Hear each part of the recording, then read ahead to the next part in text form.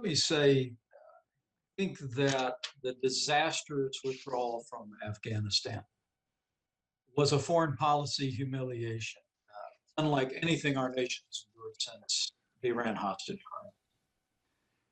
And it grieves my heart when I think of the loss of 13 U.S. service members and the evil that's rising across Afghanistan today. That I know that had our administration been reelected, it never had to happen.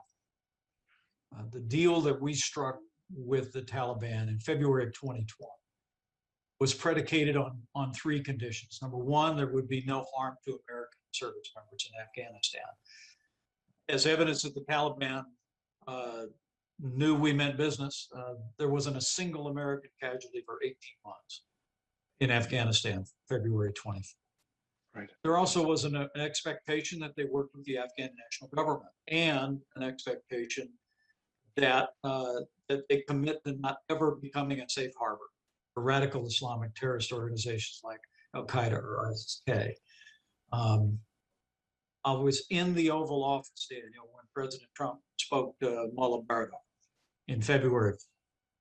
The president was addressing him on the speakerphone, and he told him this is a good deal. We all want to end the violence, but he made it very clear.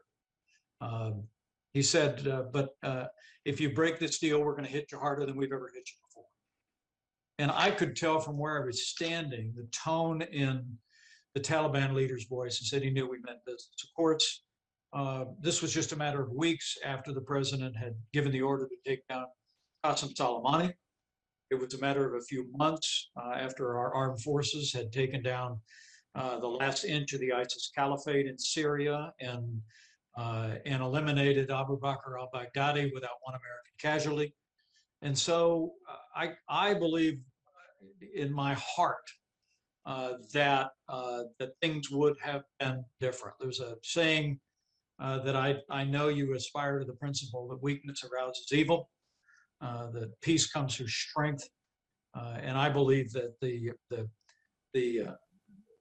signals of weakness from this administration, not just in Afghanistan, Daniel, but when we saw thousands of rockets raining down from Gaza on Israel, and for days and days, the Biden administration remained silent about that. When we see this administration go back to the table and reopen negotiations over the Iran nuclear deal, I think all of those send a message of weakness that emboldens our enemies in Afghanistan and across the region.